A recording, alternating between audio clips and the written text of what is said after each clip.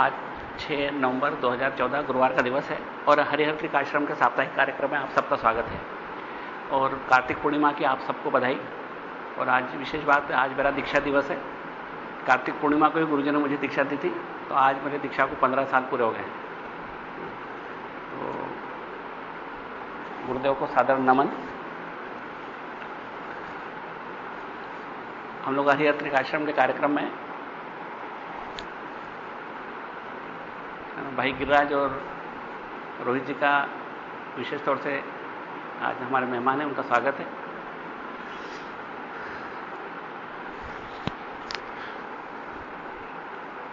चूंकि उनको ध्यान में रखते हुए छोटी छोटी बातें कुछ और भी बताना जरूरी है।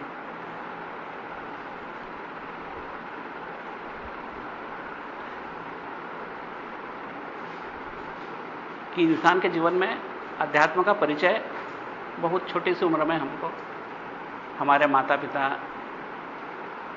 मंदिर के रूप में या कुछ निषेधों के रूप में देते हैं कि ऐसा मत करो, ऐसा करो, मंदिर जाओ या ईश्वर को याद करो। उस स्थिति से आगे बढ़ते बढ़ते इंसान के हृदय की आकांक्षा, इच्छा या सत्य को जानने की उत्कंठा बढ़ती चली जाती है। हमारे हृदय में जो लोग चिंतनशील, मननशील हैं, उनके हृदय में प्रश्न भी आता है कि हमारा जीवन किन उद्देश्यों को लेकर खड़ा है, क्या हमारे कर्तव्य हैं और क्या है ऐसा जिसको अगर हम भूल जाएं तो शायद हम अपने जीवन के साथ न्याय नहीं कर पाएंगे। हमेशा एक अधूरापन, एक खालीपन हमारे अंदर एक घर बनाया होता है। यह तब तक होता है जब तक कि आध्यात्म के शिखर तक हमारी यात्रा पहुंच नहीं जाती। इसका एक प्रबलतम उदाहरण है दारा शिकोह, जो औरंगजेब का भाई था। उनके हृदय में अपने आप को जानने की, संसार को जानने की, सत्य को समझने की प्रबल उत्कंठा थी। उस उत्कंठा में उन्होंने कई धर्मों के शास्त्रों को पढ़ा, कई लोगों से मिले, कई विद्वानों से बातें की, कई फिलॉसफीज का उन्होंने अध्ययन किया और लंबे समय तक सब कुछ करने के बाद वो एक ही बात बोलते थे, मेरे भीतर का खालीपन अब तक भर नहीं पा रहा है, मेरी प्यास नहीं बुझ पा रही, मुझे अंदर से कुछ भरा भरा सा नहीं लग रहा है, कुछ संतोष नहीं हो रहा है। इसी क्रम में उन्होंने जब वेदों का अध्ययन किया, पुराणों का अध्ययन किया, उसके बावजूद उनकी इच्छा वैसी ही अधूरी सी बनी। तब उनको किसी ने सलाह दी कि तुम उपनिषदों का अध्ययन करो। और उपनिषदों का अध्ययन करने के लिए उनको काशी के कुछ विद्वानों के पास भेजा गया। काशी के कुछ विद्वानों ने उन्हें उपनिषद का ज्ञान देना स्वीकार किया और जब उन्होंने उपनिषद का ज्ञान प्राप्त किया, उपनिषदों को पढ़ा, उन विद्वानों से उसको समझा, उसके मर्म को, उसके एसेंस को समझा, तो उस समय उनकी आंखों से लगातार आंसू झरने लगे। यह एक ऐतिहासिक सत्य है जो उन्होंने स्वयं सभी अपने मित्रों, परिजनों, रिश्तेदारों सबको यही बात बताई। और वहां पर जो दृश्य था उनका यह था कि उनके हृदय की पूर्णता लगातार महसूस होती चली गई। वो जानते थे कि मेरे अंदर की जो प्यास है वो अब बुझने लगी है। मुझे समझ में आने लगा है कि मेरा जन्म क्यों हुआ, या मेरी जो शाश्वत प्यास थी, जो इस जन्म के साथ ही थी या शायद कई जन्मों से थी, वो अब पूरी होने लगी। तो उपनिषदों को अध्ययन करने के बाद उनको एक पूर्णता का एहसास हुआ। तो उपनिषदों के मर्म को जानने वाले, पढ़ने वाले, समझने वाले वो जानते हैं कि ये आपकी जीवन को पूर्णता प्रदान करता है। ये केवल हिंदुस्तान की बात नहीं है या हिंदुओं की तो बिल्कुल भी बात नहीं है, लेकिन ये बात दुनिया के उन सब लोगों की जो सत्य की राह के पथिक हैं, जो सत्य के खोजी हैं, जो सत्य को खोजना चाहते हैं। वैज्ञानिक भी उसी श्रेणी में आते हैं जो सत्य को खोजना चाहते हैं। लेकिन फर्क है, विज्ञान विश्लेषण करके खोजता है और अध्यात्म संश्लेषण के द्वारा खोजता है। कंस्ट्रक्शन की उसकी क्रिएटिव वे होती है, वैज्ञानिक की एक डिस्ट्रक्टिव वे होती है। वो उसको विश्लेषण करता है। एक फूल को देखने के लिए फूल के टुकड़े कर देगा वो, लेकिन फूल की समग्रता में जो ब्यूटी है या उसके अंदर जो है समग्रता से जो उसकी सुंदरता है, उसको समझने के लिए एक आध्यात्मिक व्यक्ति की दृष्टि जरूरी है। तो उपनिषद का जो भाव है वो है कि वो क्या है जिसे जानने के बाद और कुछ जानना शेष नहीं रह जाता, वो क्या है जिसे पाने के बाद और कुछ पाना शेष नहीं रह जाता, क्या है जिसके बाद में हृदय में प्रश्न उठना बंद हो जाता, हृदय में एक संतोष का भाव आ जाता है, जब ऐसा लगता है कि मेरा जन्म सार्थक हो गया। और वही उपनिषद उसके जवाब है। हमने बचपन में नचिकेता की कहानी अक्सर लोगों ने पढ़ रखी है, जिन्होंने न भी पढ़ी हो वो कहीं भी पढ़ सकते हैं। जैसे कठोपनिषद है, वो अपने आप में हृदय को शांति, पूर्णता, स्थिरता ये सब प्रदान करते हैं। और साथ ही साथ इस सब के बाद, इस सबसे बड़ी बात, एक शाश्वत प्यास को बुझाते हैं और इस तरह बुझाते हैं कि वो प्यास सदा के लिए शांत हो जाती है और वो व्यक्ति सदा के लिए परिवर्तित हो जाता है, मेटामॉर्फोसिस हो जाता है। वो ऐसा बदल जाता है व्यक्ति कि जिस व्यक्ति के साथ में आप बैठेंगे भी तो उस आनंद से वंचित नहीं रह सकते जो उसके हृदय में पल रहा है। आप उसके आसपास भी बैठेंगे तो आप स्वयं उस आनंद से आनंदित हुए बगैर रह ही नहीं सकते, क्योंकि उसके अंदर एक विशेष परिवर्तन आ जाता है। उपनिषद में एक फिलॉसफी है, एक दर्शन है अपने आप को जानने का, नो दाई सेल्फ, अपने आप को जानने, और वही पूर्णता प्रदान करता है। अगर हम बाहर किसी चीज को खोजेंगे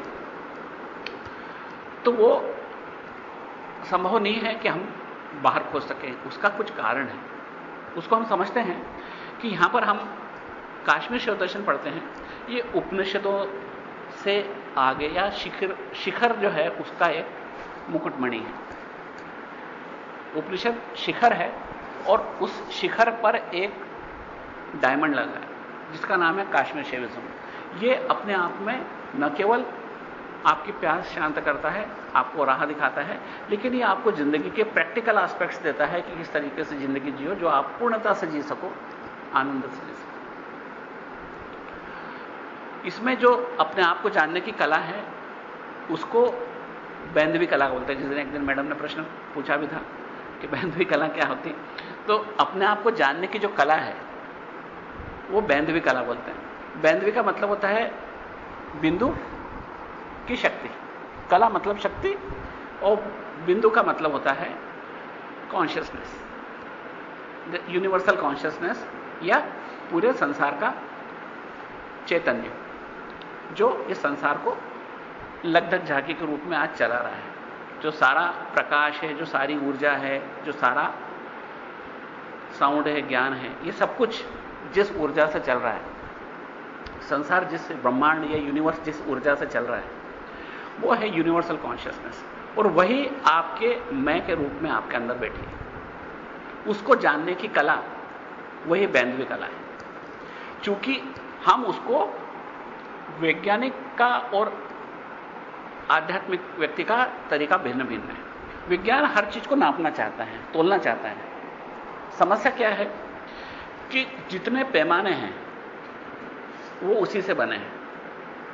जो प्रमाण है, जैसे आज आप कोई चीज देखते हो तो आंखें एक प्रमाण प्रस्तुत करती है कि सामने कुर्सी रखी है। कुर्सी एक वस्तु है, ऑब्जेक्ट है, और आप उसके ऑब्जर्वर हैं, और एक क्रिया होती है जिसको ऑब्जर्वेशन बोलते हैं, जिसके द्वारा यह प्रमाण है कि ये कुर्सी सामने रखी है। तो ऑब्जर्वेशन के द्वारा आप इस कुर्सी का तो अस्तित्व सिद्ध कर सकते हैं, लेकिन ऑब्जर्वर का अस्तित्व उससे सिद्ध नहीं कर सकते, क्योंकि ऑब्जर्वेशन का अस्तित्व ऑब्जर्वर से है। यानी प्रमेय का तो हम अस्तित्व सिद्ध कर सकते प्रमाण से, लेकिन प्रमाता का या ऑब्जर्वर का अस्तित्व उस प्रमाण से सिद्ध नहीं कर सकते, क्योंकि वो प्रमाण स्वयं उस प्रमेय प्रमाता की वजह से। अगर वो प्रमाता ना हो तो प्रमाण का कोई अस्तित्व नहीं है, और अगर प्रमाण का अस्तित्व नहीं है तो प्रमेय का भी कोई अस्तित्व नहीं है। अगर संसार में कल्पना कीजिए कि एक भी जीवन नहीं है, कोई जीवित व्यक्ति नहीं है, तो ऐसे संसार का होना या न होना बराबर की बात है, क्योंकि ये संसार है ये भी कौन बोलेगा, इसको भी एंडोर्स कौन करेगा, इसको तस्दीक कौन करेगा। इसलिए सर्वोत्तम है चेतना जिससे होता है प्रमाण, और उस प्रमाण के कारण प्रमेय है। सारे प्रमेय आपके अंदर से बाहर आते हैं और ये सारा प्रोजेक्शन जो संसार है आपकी चेतना का प्रोजेक्शन है। ये बहुत वैज्ञानिक तरीके से सिद्ध हो चुका है, बहुत ज्यादा वैज्ञानिक तरीके से, कि there is a real science of consciousness. और वही चेतना का विज्ञान वही आपको बताता है कि इस चेतना की वजह से प्रमाण है, एविडेंस जो है वो ऑब्जर्वर के कारण है, और एविडेंस के द्वारा ऑब्जेक्ट की एंटिटी है या ऑब्जेक्ट की सत्ता है। तो हम अपने आप को जिस कला द्वारा जानते हैं उसको हम वैधवी कला, क्योंकि हम प्रमाण के द्वारा अपने आप को नहीं जान सकते, प्रमाण देना संभव नहीं है। क्यों संभव नहीं है? कि जैसे आज आप खड़े हो और आप सूरज की से आपकी छाया पड़ रही हो, तो आप अपने पैर की छाया को लांघने की जितनी कोशिश करोगे आपका सिर उससे और आगे चला जाएगा, आप उसको कभी लांघ ही नहीं सकते, ऑलमोस्ट इंपॉसिबल है। क्योंकि आप कितने भी कोरो कि आप इस ब्रह्मांड के बाहर जाके इस ब्रह्मांड को नापो, तो क्या संभव है? क्योंकि इस ब्रह्मांड के बाहर जाना संभव नहीं है, इसलिए इस ब्रह्मांड को नापना संभव नहीं है, क्योंकि you are an integral part of this universe. हमारे साथ में क्या समस्या है कि हम अपने आप को ऑब्जर्वर समझते हैं, एन ऑब्जर्वर दैट टू, ऐसा ऑब्जर्वर समझते हैं कि जो बिना कुछ इंटरफेयर किए शांति से ऑब्जर्व कर सकते। जैसे हम मैच देख सकते हैं without interfering in that match, लेकिन एक खिलाड़ी कभी यह नहीं सोच सकता कि इस मैच को मैं चुपचाप बिना कुछ इंटरफेयर किए, एक बैट्समैन है, एक बॉलर है, एक विकेट कीपर है, ये कभी ये सोच सकते कि इस मैच के अंदर जो भी परिणाम है उसको इंटरफियर करे बगैर मैं ऑब्जर्वर बना रहा हूं इसका? समझ नहीं, ही इज हिमसेल्फ प्लेयर, खुद ही तो खिलाड़ी है। इसलिए आप अच्छी तरह से समझ लीजिए कि आप खिलाड़ी हैं, ऑब्जर्वर नहीं है। आप जो कुछ करते हो उसका सीधा सीधा प्रभाव इस ब्रह्मांड पर, इस संसार पर पड़ता है, जो कुछ भी करते हो। हमारी क्या गलती होती है कि हम अपने आप को ऑब्जर्वर बनाने के बाद कैसे करते हैं? पान की दुकान पर खड़े हैं, मनमोहन सिंह कुछ कर नहीं रहा है, उन्होंने कुछ नहीं किया, देखो कितना भ्रष्टाचार है, देखो वहां पर आजकल पैसे दिए बगैर कोई काम नहीं होता, इस तरह की हम बातें करते हैं, है ना। हम क्या समझते हैं कि हम तो इसके दर्शक हैं, since we are not at all involve with all this things, है ना, हमको कोई लेना देना, कोई सरोकार नहीं। लेकिन इससे हमारा सरोकार है, क्योंकि हम भी इसी सिस्टम के एक पार्ट हैं, एंड हम कभी ऑब्जर्वर हो ही नहीं सकते, सिंस हम इसके इनडिफरेंट पार्ट है, इंटीग्रल पार्ट है। तो क्या हमारे बगैर ये संसार वैसा नहीं होगा जैसा ये है? आपको जो ऑब्जर्व कर रहे हैं, it is not exactly what you should observe, क्योंकि ऑब्जर्वर तो कहीं हो ही नहीं सकता, देयर इज नो पॉसिबिलिटी, क्योंकि आप कहीं भी जाओ, है ना, आप अपने आप को अलग करके इस संसार को ऑब्जर्व नहीं कर सकते। यही बात क्वांटम फिजिक्स बोलता है। क्वांटम फिजिक्स भी यही बोलता है कि आप ऑब्जर्वर नहीं हो सकते।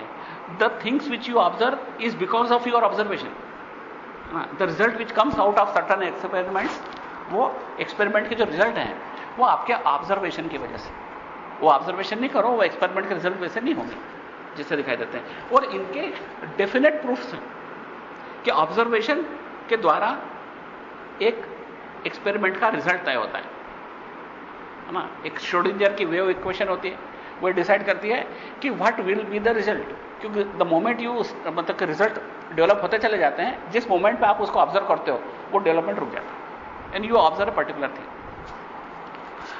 तो उन सब बातों को ध्यान में रख के हम यहां पर जो यूनिवर्सल स्पिरिचुअलिटी की बात करते हैं, वो it is a true scientific spirituality. हमारी जो स्पिरिचुअलिटी है वो स्पिरिचुअलिटी अंधविश्वासों पर आधारित नहीं, ना हमारी स्पिरिचुअलिटी अंधभक्ति पर आधारित। हम जो कुछ बात करते हैं it is scientific, but it goes little beyond science. Science destroy करता है, हम उसको कंस्ट्रक्ट करते हैं, हम पूरी यूनिटी को कंस्ट्रक्ट करके लेते हैं, and it is a science of unity and universality. हमारी इंडिविजुअलिटी है वो एक फॉल्स कॉन्सेप्ट है। We are not individuals, rather we are one individual as a universe. अब यहां पर जो शिव सूत्र पढ़ते हैं उसके 3 हिस्से हैं, शांभवोपाय, शाक्तोपाय और आणवोपाय। ये उसका हमारा मेन फिलॉसफी है। और आणवोपाय उन लोगों के लिए है जो बिल्कुल संसार में अभी बिल्कुल भी आध्यात्म को नहीं समझते, स्पिरिचुअलिटी को बिल्कुल भी नहीं समझते। उन लोगों को आध्यात्म की तरफ आकर्षित करना, उनको वो क्वालिफिकेशन देना जिसके द्वारा उनकी माइंडसेट ऐसी हो जाए जहां पर कि वो इन चीजों को समझ सकें, इस यूनिवर्सलिटी को समझ सकें। हमारा सबसे बड़ा मोटो है यूनिवर्सलिटी।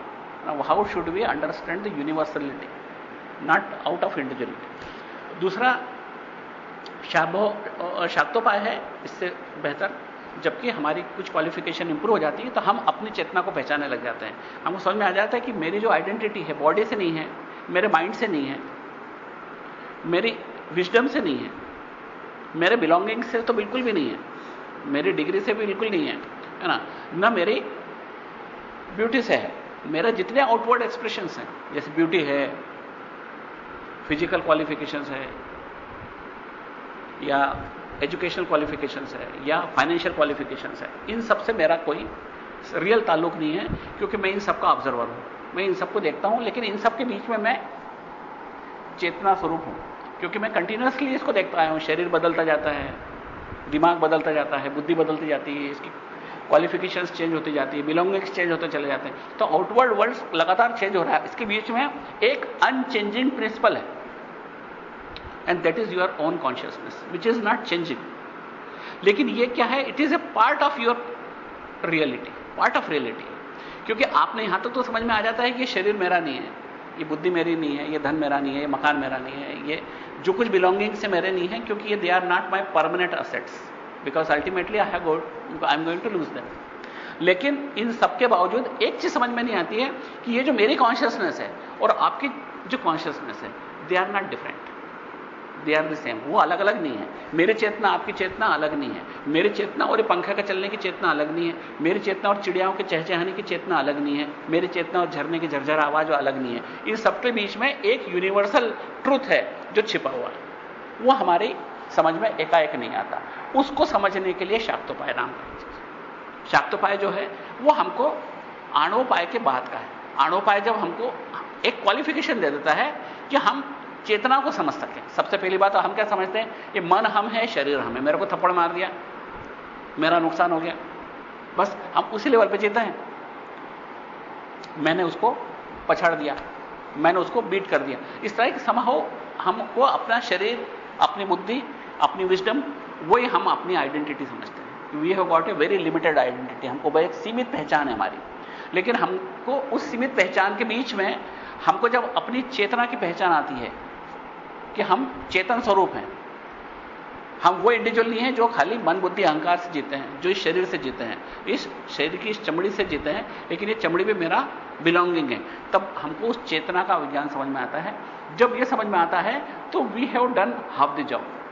आधी बात समझ में आ गई कि मेरी चेतना इस शरीर से अलग है, I am residing in this body, मैं इस शरीर में रहने वाला हूं।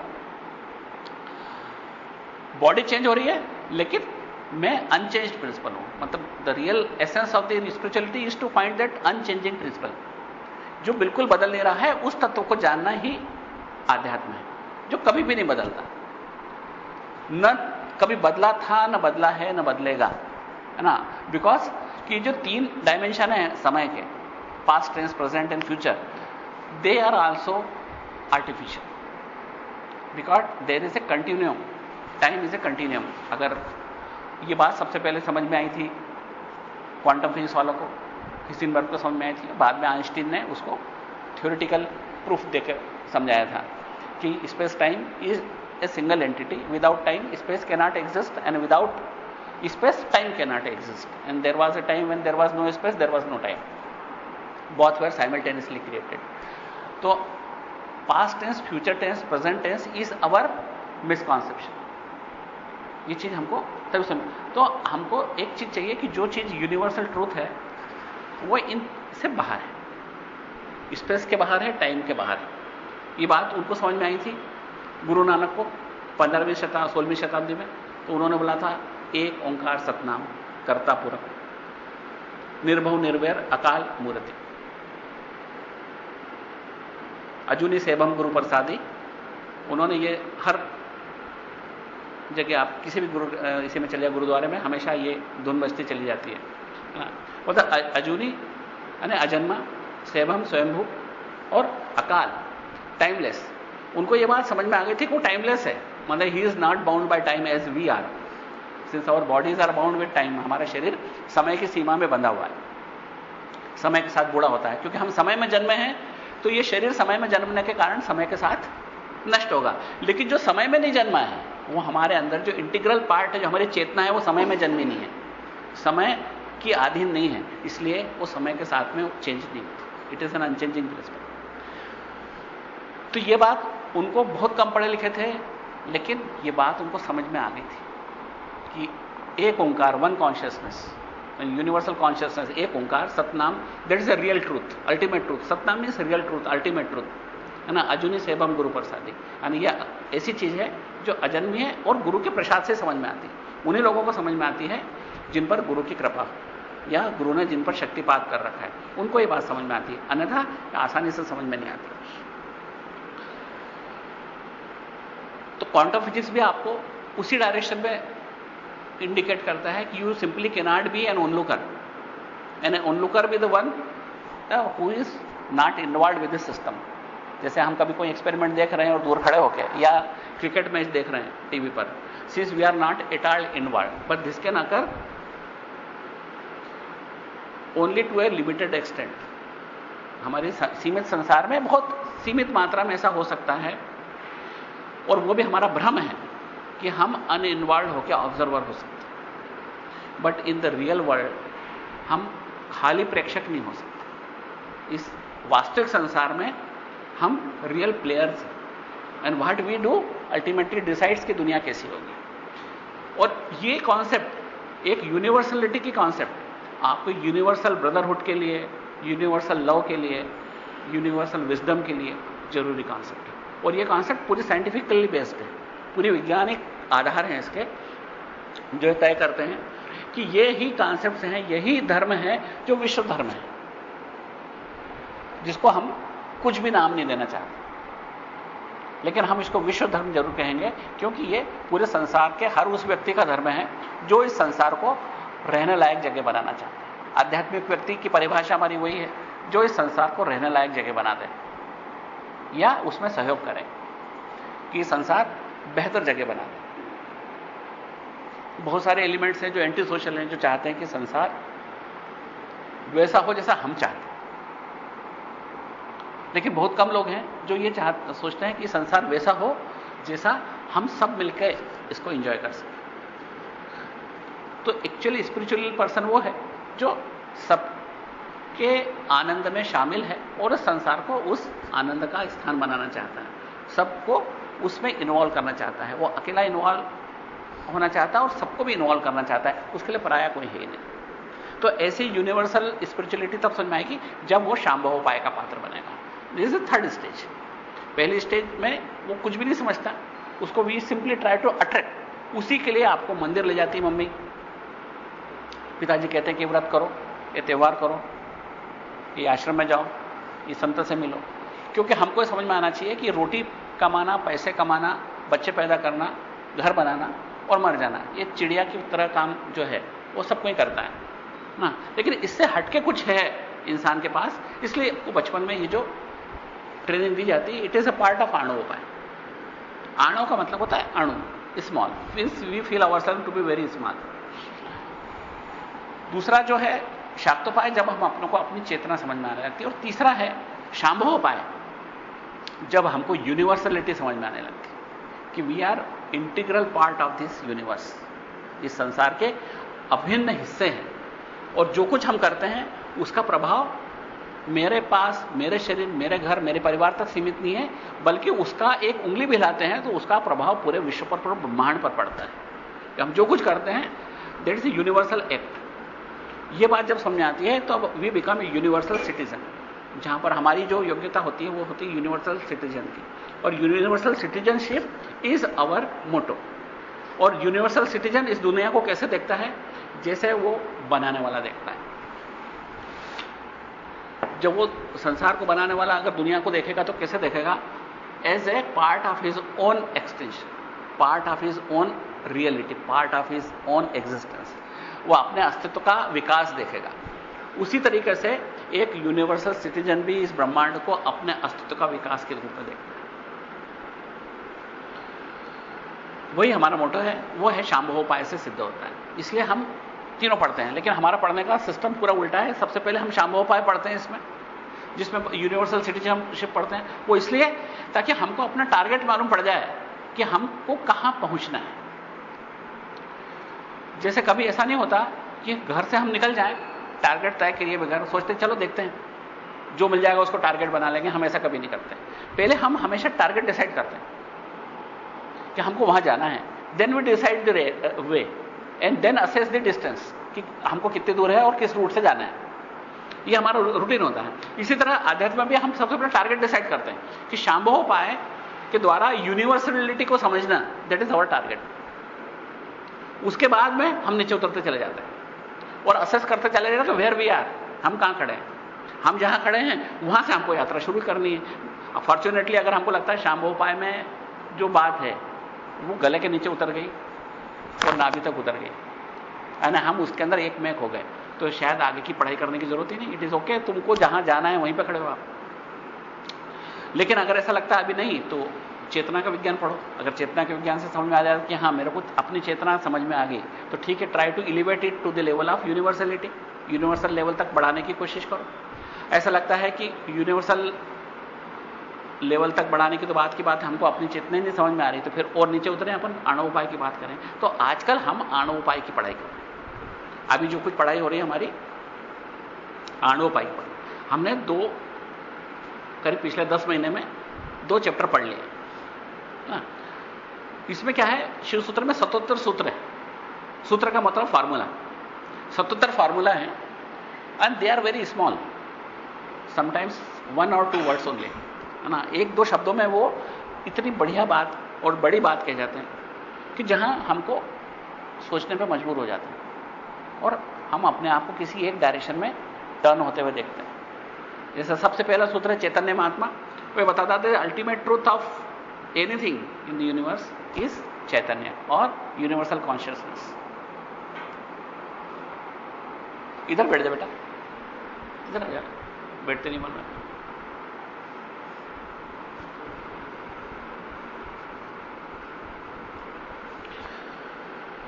द अल्टीमेट ट्रूथ जो है हमारा वो कॉन्शियसनेस है। ये कब समझ में आता है?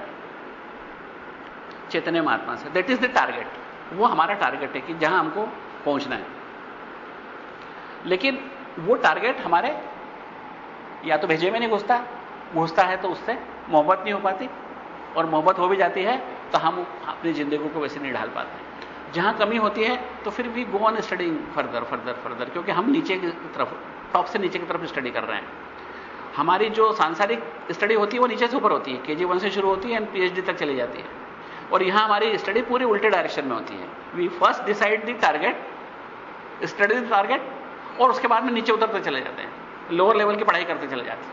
हायर लेवल से लोअर लेवल की पढ़ाई होती है, पूरा टोटल उल्टा सिस्टम चलता है। जिस जगह लगता है कि बस मैं यहां खड़ा हूं तो रुक जाओ, बस यहां से अपन वापस ऊपर की पढ़ाई शुरू करें। तो इस तरह हम उल्टी दिशा में चलते। संसार की पढ़ाई नीचे से ऊपर होती है, एक KG 1 से शुरू होता है, first class, second standard, third, fourth, fifth, like that, और आगे बढ़ता चला जाता है। फिर डाइवर्सिफाई हो जाता है उसका स्पेसिफिकेशन। लेकिन यहां हम उल्टा चलते हैं, क्योंकि यहां पर हमारे टारगेट डाइवर्सिफाई नहीं होते हैं। सांसारिक पढ़ाई में टारगेट डाइवर्सिफाई हो जाते हैं। इंजीनियर बनेगा, डॉक्टर बनेगा, मैनेजर बनेगा, क्या करेगा, व्यापारी बनेगा, and that too in different directions. तो हमारा एक पेड़ की तरह हमारा ये उल्टा पेड़ है।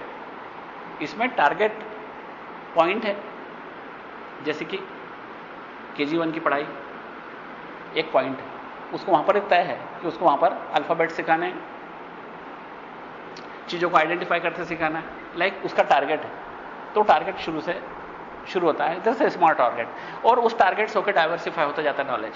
यहां पर एकदम उल्टा है, टारगेट पॉइंट वेल डिसाइडेड है कि अल्टीमेटली आपको यही समझना है। बस एक छोटी सी बात कि चैतन्य महात्मा, बस ये बोल नॉलेज है ना, पूरा हमारा आध्यात्म का, स्पिरिचुअलिटी का सारा नॉलेज एक बिंदु में समा गया। Universal spirituality. चाय पिए? नहीं?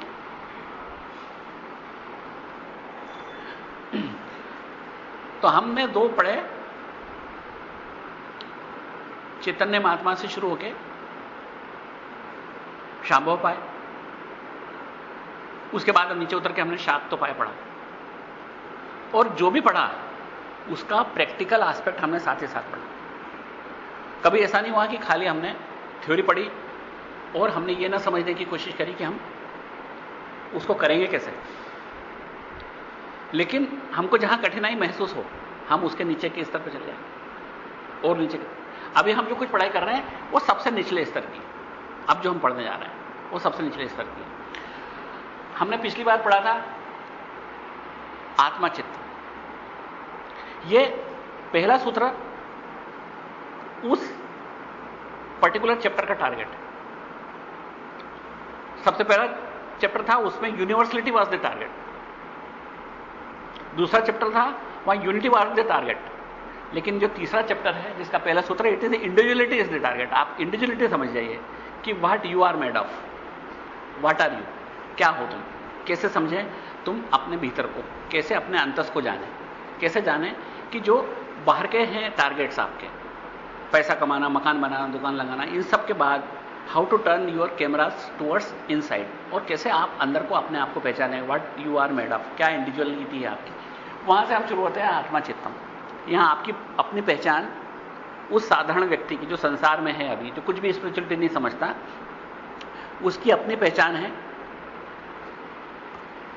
उसकी इंटरनल अपैरेटस, जो हमारे ब्रेन का सेंट्रल प्रोसेसिंग यूनिट है, वो है मन यानी माइंड, इंटेलेक्ट बुद्धि एंड अहंकार, ईगो।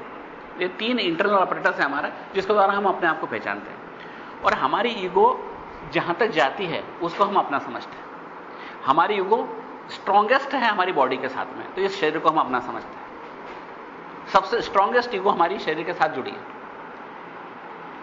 दूसरी स्ट्रांगेस्ट ईगो हमारे बिलोंगिंग्स के साथ जुड़ी है। मेरा मकान है, ये मेरी डिग्री है, ये मेरे दुकान है।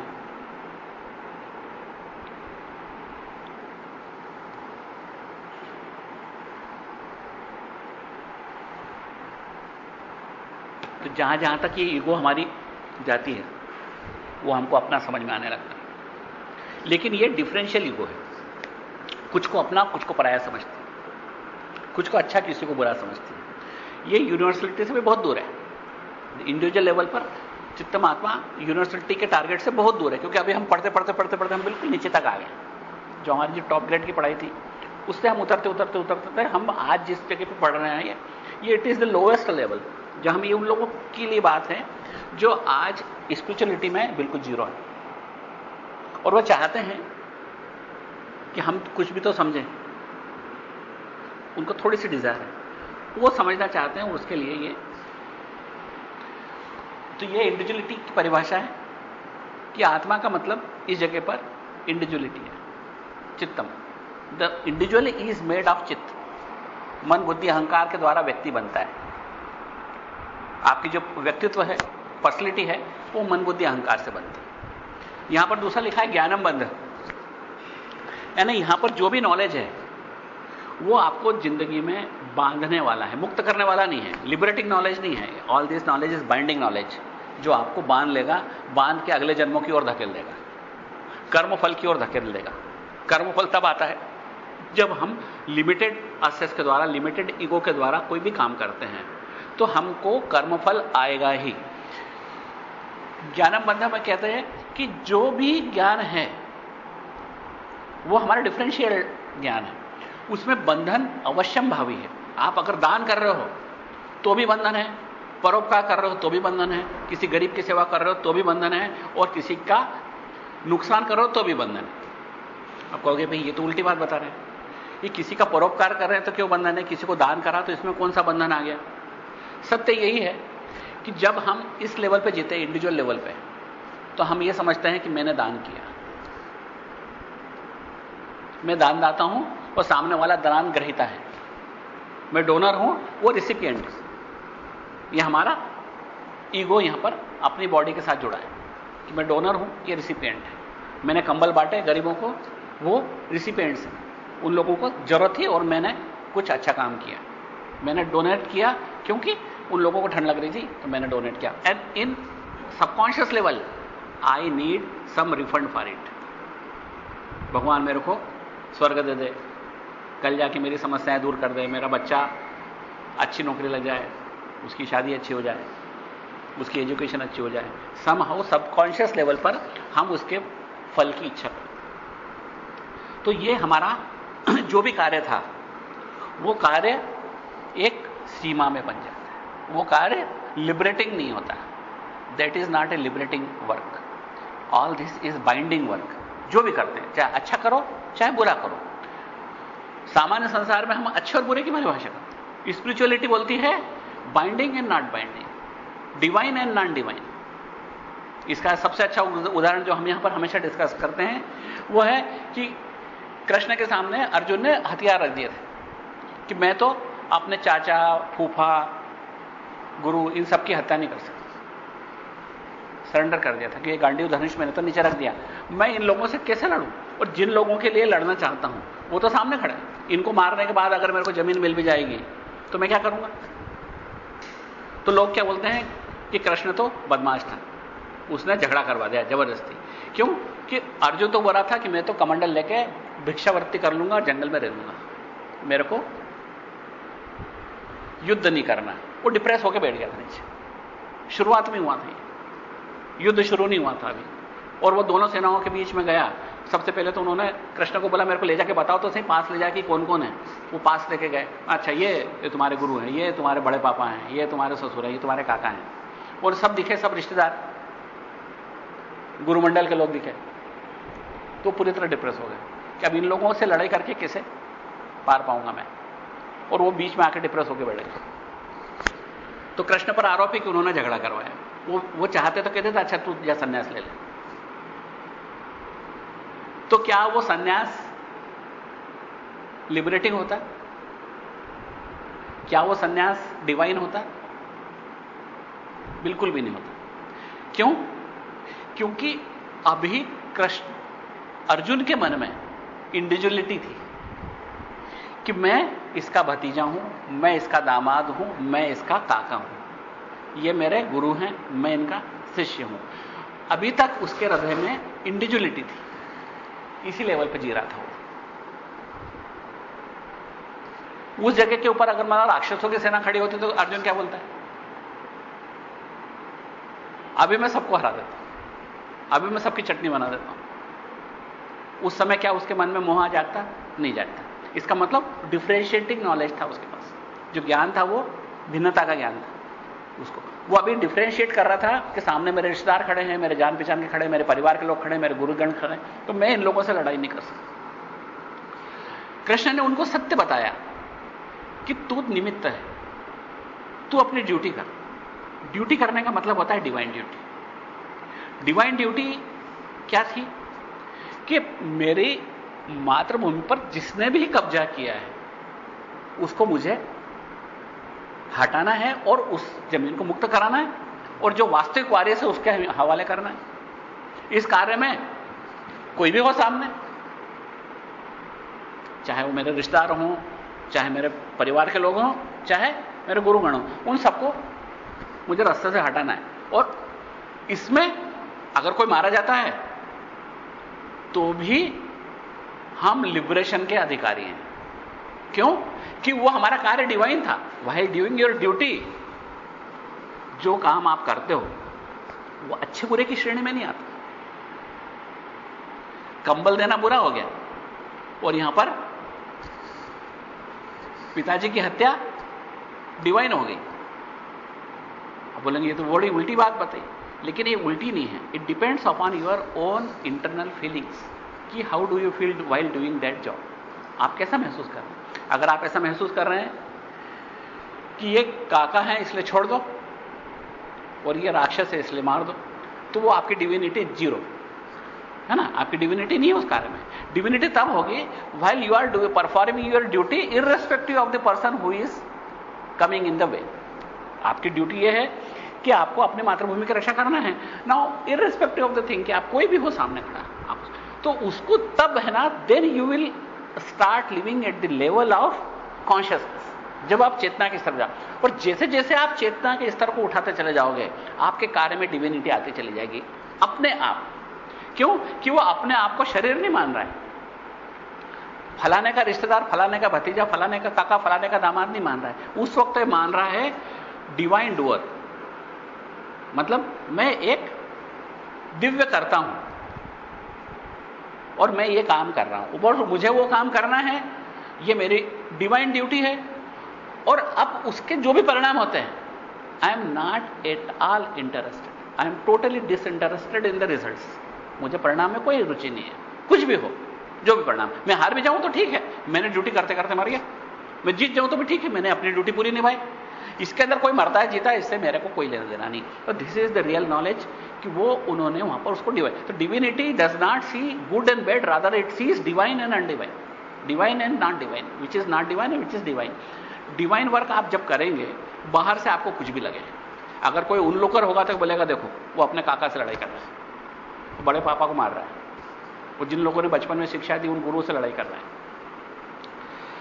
लेकिन divinity resides inside your own mind, it does not reside outside. बाहर नहीं है डिविनिटी, डिविनिटी आपके भीतर है। बाहर क्या कर रहे हो कोई मायना नहीं। इसलिए जब आप डिवाइन ड्यूटी करते हो तो that time you do not involve yourself in the results, तब आप नॉलेज बाइंडिंग होता है। यहां पर ज्ञान बंधन है, जो कुछ भी ज्ञान है वो बंधन है।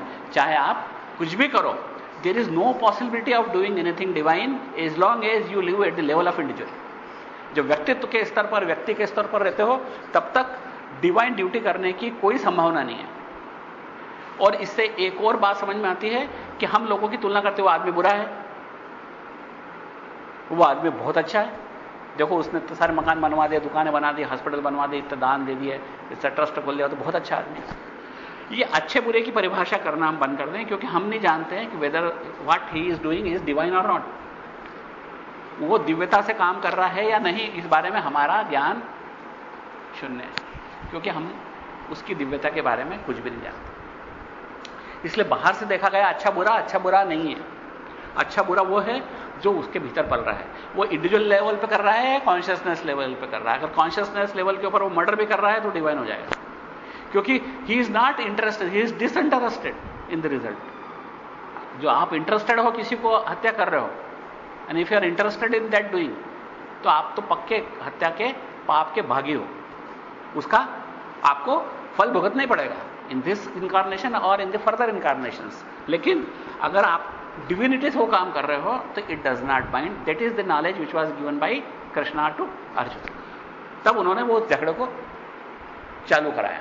अब आप उसको खुद भी बोलो कि कृष्ण ने झगड़े करवाए, लेकिन कृष्ण ने झगड़े नहीं कर। कृष्ण ने एक सत्य बात बताई कि आप डिविनिटी के लेवल पे, इंडिविजुअलिटी के लेवल से हटके कॉन्शियसनेस लेवल पर आप एक काम करो, क्योंकि वो तो मरने वाले हैं, मरे हुए हैं, और they are suffering their own deeds.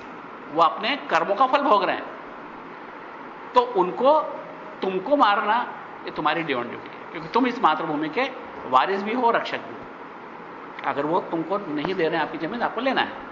इस तरह से हमको उस कर्म का रहस्य समझना जरूरी है, और कर्म के रहस्य के साथ अपने लेवल को एलिवेट करना जरूरी है।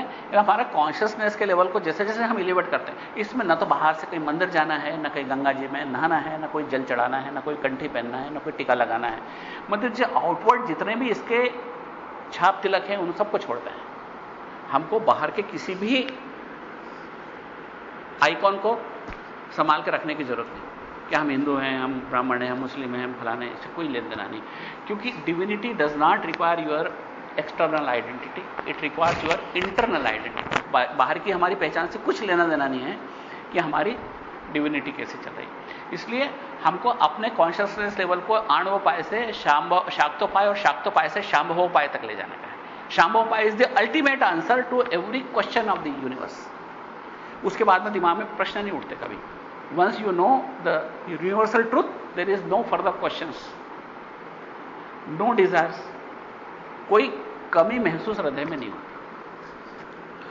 तो हम दूसरे को समझ में आ गया, ये इंडिविजुअल लेवल के ऊपर सारा ज्ञान बंधन है। हम जो कुछ प्रेम भी करें तो बंधन है, हम झगड़ा भी करें तो बंधन है, हम दान करें तो भी बंधन है, और हम पैसा भी कमाएं तो भी बंधन है। Everything at the level of individual, everything is binding.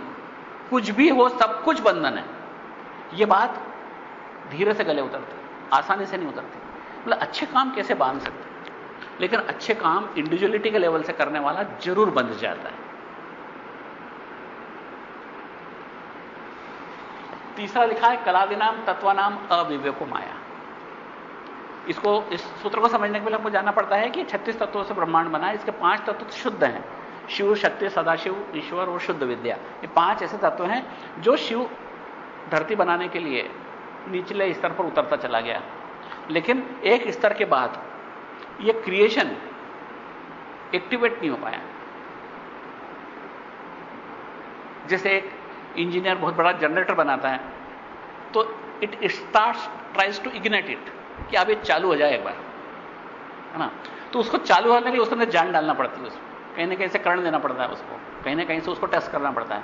Likewise उन्होंने जब ब्रह्मांड बनाया that was his own extension, क्योंकि उसके पास कोई मटेरियल कॉस्ट तो नहीं था। शिव ने जब ब्रह्मांड बनाया दैट इनिशियल मोमेंट उसके पास ऐसा कुछ भी नहीं था कि मैं धरती बनाने के लिए मिट्टी कहां से बुलाऊं, कि चांद बनाने के लिए मिट्टी कहां से लाऊं, कि सूरज बनाने के लिए माचिस कहां से लाऊं। उसके लिए इन सब चीजों को क्रिएशन करने का there was only one way to create itself out of himself. उसने अपने आप से सब कुछ बनाया, तो अहम से इदम बनाया, लेकिन उसकी अहंता उसमें भी है। सूर्य में ही हूं, चंद्र में ही हूं, धरती में ही हूं, और ये जितनी जनता है मैं ही हूं। उसकी विजन यही है, और that is the vision which we require. हम भी यही विजन चाहते हैं कि हमको भी समझ में आ जाए कि सब कुछ मैं ही हूं, मेरा ही एक्सटेंशन है। लेकिन जब इग्निट नहीं हुआ, कुछ भी चलने नहीं लगा, मजा कुछ भी नहीं आया, क्योंकि जो कुछ क्रिएट किया गया था वो कण कण को मालूम था कि हम शिव हैं। तो there was no duty left. जब हमारे पास डिजायर ही नहीं है, इच्छा ही नहीं, कुछ पाने को बाकी नहीं है, हम अपने आप में कोई कमी महसूस ही नहीं करते, अपने आप को पूर्ण तृप्त समझते, तो हम क्यों करेंगे कुछ? भूख भी नहीं लग रही, प्यास भी नहीं लग रही, कुछ इच्छा भी नहीं हो रही, नींद भी नहीं आ रही, तो हमको क्या कारण है कि हम कुछ कर्म करेंगे? तो कर्म बंधन का तो सवाल ही नहीं उठता, कर्म ही नहीं है, तो जीरो, हम पड़े हैं चुपचाप, डूइंग नथिंग, है ना। लाइक एक जनरेटर बहुत बड़ा बना दे, लेकिन अभी वो चालू ही नहीं हुआ। अब चूंकि उस खेल तमाशे को बनाया था उन्होंने, तो उसको चालू तो करना ही था समाओ। अभी तक स्थिति ऐसी थी कि जैसे हम पत्ते खेलने बैठे और सबके पत्ते जमीन पर पड़े, सब एक दूसरे के पत्ते देख रहे, तो खेल में क्या मजा आएगा? कुछ भी नहीं, है ना। क्योंकि unless and until there are hindrances, तब तक खेल में कभी मजा आएगा ही नहीं, कोई सा भी खेल हो। तो भिन्नता के बगैर खेल का मजा नहीं आता। तो उस खेल को मजेदार बनाने के लिए उन्होंने माया को क्रिएट किया, जहां पे कला, विद्या, राग, काल, नियति से उसने स्वयं को इनकेपेबल बना दिया। कला के द्वारा अपनी करने की क्षमता कम कर दी, माया विद्या के द्वारा जानने की क्षमता सीमित कर दी, राग के द्वारा उसने डिजायर पैदा कर दी, काल के द्वारा उसने 3 काल बना दिए, और नियति के द्वारा उसने स्पेस बना दिया। You are limited into a small part of that space. इस ब्रह्मांड के विशाल के अंदर आप एक छोटी सी जगह पे सीमित कर दिए गए। तो काल और स्पेस दोनों क्रिएट हुए साइमल्टेनियसली, काल और नियति दोनों साइमल्टेनियस क्रिएट हैं। All this is very scientific. जब हमें समझ में आता है कि how do we differ from God, कि he can do anything but we can not, because we can do but very little. He knows everything because everything was created by me. There is nothing, no question कि वो उसको नहीं आता होगा, उसको सब मालूम है, because from the very beginning he is attached with that. कोई भी क्रिएशन हुआ उसे नहीं किया, तो from that he knows everything. लेकिन हम तो ये भी नहीं जानते हमारे पीछे कौन खड़ा है, हमको ये भी नहीं मालूम कल क्या हो जाएगा, और पीछे जो कुछ हो चुका है उसको ऊपर हमारा कोई अधिकार ही नहीं है। इसलिए हम एक स्मॉल पार्ट ऑफ टाइम में टांग दिए गए। You have to continuously move in the direction of time, है ना, with the speed of light. आप कुछ नहीं चेंज कर सकते। लेकिन since when he had created initially, जब शुरू में उसने जब ब्रह्मांड बनाया, तो he was the only consciousness available. वो अकेली चेतना थी जिसने ब्रह्मांड बनाया। जो बिग बैंग हुआ या what ever you call it, उस समय अकेली चेतना थी। क्वांटम फिजिक्स बोलता है कि बिना ऑब्जर्वर के या बिना कोई चेतना के कोई घटना घटी या नहीं घटी बराबर की, किसी भी घटना को तस्दीक करने के लिए एक चेतना जरूरी है। तो ब्रह्मांड को बनाने की घटना को भी घटित होने के लिए एक चेतना की जरूरत थी।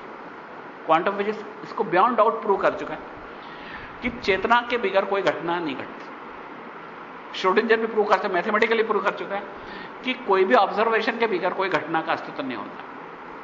कोई सी भी घटना, ऑब्जर्वेशन के बगैर उसका कोई अस्तित्व नहीं। जंगल में फूल का कोई मायना नहीं जब तक कि तुम उसकी ब्यूटी को देखो नहीं। तो इतनी बड़ी ये घटना जो ब्रह्मांड को क्रिएट करने की थी, तो देयर वाज ए कॉन्शियसनेस, उसी को हम परस्यू बोलते हैं। और आप उसको कुछ भी नाम दे सकते हो, उसको अल्लाह भी बोल सकते हो, उसको क्राइस्ट भी बोल सकते हो, या जो कुछ गॉड भी बोल सकते हो, जो कुछ बोलना चाहो, नेम इज योर चॉइस ना। लेकिन देयर वाज ए कॉन्शियसनेस जिसने इस ब्रह्मांड को जन्म देने का तय किया, उसको जन्म दिया, और he observe that, witness that event, उस इवेंट को उन्होंने विटनेस किया, क्योंकि एक कॉन्शियसनेस वाज देयर, है ना, अनडाउटेडली। क्योंकि जब तक कॉन्शियसनेस नहीं थी वो घटना घटती नहीं। चेतना का होना जरूरी है उस घटना के घटने के लिए। तो जब वो ब्रह्मांड में कुछ भी खेल नहीं हुआ, हलचल नहीं हुई, तो उन्होंने माया के द्वारा हर इंडिविजुअल को, हर एक कॉन्शियसनेस के एक बूंद को एक इंडिविजुअल बना दिया, छोटा बना दिया। जब वो अपने आप को अपनी सीमाओं से पहचानने लग गया कि इस चमड़ी तक मैं हूं, वो उसके बाहर संसार है। यहीं से संसार शुरू हुआ। Maya a power of illusion, है ना। Whatever we see we feel it like truth, कि हमने अपनी आंखों से देखा, we see it is truth, but unfortunately the eyes can not see the truth. इसका सबसे अच्छा बात एक संत ने बोला था, मति न लखे जी ही मति लखे सो मैं शुद्ध अपार। मति न लखे यानी बुद्धि से तुम उसको नहीं देख सकते। तो बोला क्यों नहीं देख सकते भैया, इस आंखों में क्या तकलीफ है, इस आंखों से भगवान को क्यों नहीं देख सकते। तो मति न लखे, बुद्धि यानी मति है ना, बुद्धि लखना है ना, देखना। मति न लखे यानी बुद्धि नहीं देख सकती, जी ही मति लखे, क्योंकि मति को जो एनर्जी तो वो दे रही है कॉन्शियसनेस, तो उस कॉन्शियसनेस को इस बुद्धि से कैसे देखोगे। क्योंकि सीक्वेंस यह है कि कॉन्शियसनेस ने बुद्धि पैदा करी और बुद्धि ने संसार को देखा। अब हम क्या चाहते हैं कि संसार में वो मति दिख जाए। वो मति को कॉन्शियसनेस देने, मति को एनर्जी देने वाली, मति का प्राण जो है वो है कॉन्शियसनेस या चेतना। और बुद्धि से हम वो देखना चाहते हैं जिसके द्वारा बुद्धि देखती है। क्या पॉसिबल है? एकदम इम्पॉसिबल है, क्योंकि ये बल्ब है, सारे कमरे को देख रहा है, पर ये अपने आप को किससे देखेगा? अपने आप को देखने के लिए उसको बाहर आना पड़ेगा, क्योंकि वो बाहर आ नहीं सकता। वो जहां जहां जाएगा वो अपना सब कुछ लाइट वाइट साथ लेके जाएगा, इसलिए वो अपने आप को देख ही नहीं सकता। इसी को देखने की कला का नाम है बैंधवी कला, जो अपने आप को पहचाना, how to know thy self, अपने आप को कैसे पहचाना, वही है बैंधवी कला। और वही यहां पर हम समझते हैं, सीखते हैं कि अपने सेल्फ रियलाइजेशन कैसे हो, हम अपने आप को कैसे पहचान, अपनी चेतना को पहचान कर उसको फिर यूनिवर्सल कॉन्शियसनेस के साथ जो डिफरेंस है उसको दूर कर दें। एक मटकी के अंदर जो स्पेस है वो एक महान स्पेस से एक है, लेकिन हम तभी पहचान पाएंगे जब वो मटकी टूटेगी। Then we will try to find out that space which will be found nowhere, क्योंकि वो अब उपलब्धि नहीं, it has liberated. That is the kind of liberation we require for ourselves. हम अपने लिए वो मुक्ति चाहते हैं कि हम अपनी इंडिविजुअलिटी से यूनिवर्सलिटी तक पहुंच जाएं, हम इस ब्रह्मांड के एक हिस्से बन जाएं।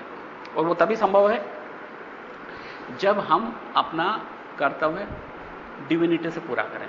और उसी कर्तव्य की श्रेणी में आता है अपने आप को इन सब चीजों को समझना, और वो समझ के साथ में जब हम संसार में कार्य करते हैं तो the job becomes enjoyable and divine. संसार में कुछ भी करें, we can get a real enjoyment. हमको तभी वास्तविक आनंद आएगा किसी कार्य को करने का, when we do it with the real knowledge. हम उस सही ज्ञान के साथ में जब काम करेंगे, क्योंकि we are not at all worried about the result. हमको बिल्कुल चिंता नहीं कि क्या परिणाम होता है, क्योंकि we are completely enjoyed and disinterested in the results. कुछ भी हो परिणाम, हमको उससे कुछ लेना देना नहीं। So that is how we will enjoy the life. तो कलादिनाम तत्वनाम, कला से शुरू होना है। कला, विद्या, राग, काल, नियति, जैसे अपन ने 5 बताए कि 5 लिमिटिंग फैक्टर्स हैं, तो उनको और उनसे शुरू होने वाले बाकी के तत्व, जैसे पृथ्वियां हैं, पृथ्वी, जल, अग्नि, वायु, आकाश, ये 5 तत्व हैं। मन, बुद्धि, अहंकार, ये हमारे इंटरनल अपैरेटस है। पुरुष प्रकृति मतलब इंडिविजुअलिटी और यूनिवर्सलिटी। इसके अलावा 5 तन्मात्राएं हैं, गंध, स्पर्श, रूप, रस, 5 ज्ञानेंद्रियां, 5 कर्मेंद्रियां, ऐसे कुल 36 तत्व हैं। इनमें जो भिन्नता का ज्ञान है कि ये अलग अलग चीजें हैं, जब तक ये ज्ञान है भिन्नता का, तब तक हम डिवाइन का काम कर ही नहीं सकते, क्योंकि हम नहीं समझेंगे ये अलग है, ये बदमाश है, इसको तो पछाड़ना है, इसको बिजनेस में उल्टा पटकना है, इसकी दुकान से मेरी दुकान ज्यादा चलानी, क्योंकि हम उसको अपना पार्ट समझ ही नहीं रहे। वी आर थिंकिंग ये अलग चीज है, मैं अलग चीज है ना। तो जब तक हम डिफरेंस नहीं समझते, विवेक, विवेक मतलब पावर ऑफ डिस्क्रिमिनेशन, कलाते नाम तत्व नाम अविवेको माया, म में हलत है और वह उसमें जुड़ गया है, अविवेको माया means not having discrimination amongst this 31 elements is the name of illusion. ये इल्यूजन है, वही माया है। माया मीन्स इल्यूजन, भ्रम। भ्रम, यही भ्रम है, और इस भ्रम में जीते हुए हमारा कोई काम डिवाइन हो ही नहीं सकता। जब तक इस भ्रम में जीते हैं, हम जो कुछ भी करें ज्ञानम बंध, वो सारा ज्ञान बंध है। और आपको उससे हटके अगर डिविनिटी से कोई काम करना है, तो first we have to know कि what is our real nature, वास्तविकता क्या है हमारी, हमारी कॉन्शियसनेस क्या बोलती है। और उस कॉन्शियसनेस में, आपकी कॉन्शियसनेस में, आपकी कॉन्शियसनेस में कोई फर्क नहीं है, और it is the इंडेस्ट्रक्टिबल essence of your being, आपके अस्तित्व का अभेद हिस्सा है। आपका अस्तित्व शरीर से नहीं है, आपका शरीर से नहीं है, मन से नहीं है, मस्तिष्क से नहीं है, या आपकी बुद्धि से नहीं है, आपके अहंकार से नहीं है। आपका अस्तित्व उस चेतना से है जिस चेतना के द्वारा आपको एनर्जी मिल रही है। और वो चेतना ठीक समुद्र से एक पानी लोटा भर निकाल लाओ, उसको एक बॉटल में सील कर दो, it is individual. The moment it breaks, तो पानी अपना रास्ता इधर से ढूंढते वापस पहुंच जाएगा, ultimately it will B liberated, है ना। और जब तक वो बॉटल में है, जब तक बंधन है। तो समझ बहुत आसान है, अद्वैत से ज्यादा सरल कुछ भी नहीं है, यही अद्वैत है, इससे ज्यादा सरल कुछ भी नहीं है। It is extremely simple and extremely scientific, जो आपकी तार्किक बुद्धि को, आपके इंटेलेक्ट को अच्छी तरह समझ में आती है। समस्या यही है कि उस समझ को हम मोहब्बत कर सकें और उस समझ में जी सकें। ये डिफरेंट लेवल्स हैं। इंटेलेक्चुअल लेवल पर समझ में आ जाती है, बाद में it has to be understood at the emotional level, और उसके बाद में it has to be understood at the intuitive level. जब इंट्यूटिव लेवल पर समझ में आ जाती है, पराचेतना के स्तर पर समझ में आ जाती है, तो इंसान वैसे जीने लगता है जैसे अपने को हमारी मातृभाषा नींद में से भी उठेंगे तो उस भाषा में बोलने लग जाएंगे, क्योंकि हमको उसमें कोई थॉट कंस्ट्रक्शन नहीं करना पड़ता, कोई सेंटेंस कंस्ट्रक्शन नहीं करना पड़ता कि हम कैसे बोलें, क्योंकि हम मातृभाषा में हम अपने आप बोलने लग जाते हैं। Exactly that is the level of intuitive perception, जब हम जिंदगी के हर कार्य, हर समझ को उससे यूनिवर्सलिटी से जोड़ के चलते हैं। जब हमारे पास हमारी इंडिविजुअलिटी कोई मायना नहीं रखती, यूनिवर्सलिटी मायना रखती है, और जो हम जो कुछ भी करते हैं विच इज लिबरेटिंग। तो ये यहां पर ज्ञानम बंध, अभिन्नता का ज्ञान अगर आ जाएगा तो it will not bind you into further incarnations. शरीर संहार कला नाम, इसके लिए हमको एक यहां पर एक प्रैक्टिकल टिप दी गई है। ये बस इसको 1-2 मिनट डिस्कस कर लेते हैं so that we can stop today's. अब शरीर संहार कला नाम, ये हालांकि इसको डिटेल में अपन अगली बार पढ़ेंगे क्योंकि काफी डिटेल्ड है ये, कि हमको जो यूनिवर्स है इसका स्ट्रक्चर समझ में आना चाहिए कि बाहर से भीतर उसको डिसॉल्व करते चले जाएं। जैसे पृथ्वी सबसे बाहर है, तो हमारे को हमारे मेडिटेशन में जब शांत चित्त सोचते हैं, ये किसके लिए है? उस व्यक्ति के लिए जिसके पास अभी अपनी कॉन्शियसनेस को समझने की योग्यता नहीं है। उसके लिए मेडिटेशन है कि वो इस संसार में बाहर के स्थूल को सूक्ष्म में, सूक्ष्म को और सूक्ष्म में, और सूक्ष्म को और सूक्ष्म में, यानी किसी चीज को उसके कारण में, उस चीज को उसके कारण में, उस चीज को उसके कारण में मिलाता चला जाए व्हाइल डूइंग मेडिटेशन। तो अल्टीमेटली परम कारण क्या है? परशिव।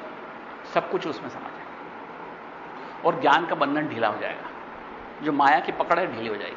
आप रेगुलर अगर ऐसे मेडिटेशन करेंगे कि ये सारी पृथ्वी, जितने दुनिया में सॉलिड चीजें हैं, वो सब कुछ पिघल गई, वो समुद्र में मिल गई, समुद्र वाष्प बन गया, अंतरिक्ष के साथ एक हो गया, और वो अंतरिक्ष सिकुड़ते सिकुड़ते सिकुड़ते सिकुड़ते मेरी चेतना से एक हो गया। तो अल्टीमेटली जो बाहर है वो सिकुड़ते सिकुड़ते सिकुड़ते कहां चला जाएगा? अपने मूल कारण में चला जाएगा। अपना मूल कारण है माई ओन कॉन्शियसनेस और your own consciousness for that matter, उसमें समा जाएगा। तो जैसे जैसे हम ये मेडिटेट करेंगे, शरीर संवार कला नाम, यानी हमको जो कॉन्स्ट्रक्शन है, शरीर का मतलब होता है ना एक रूप, एक कॉन्स्ट्रक्शन पैटर्न, उस पैटर्न को डिसॉल्व करते चले जाएंगे। संहार का मतलब होता है उसको डिसॉल्व करना,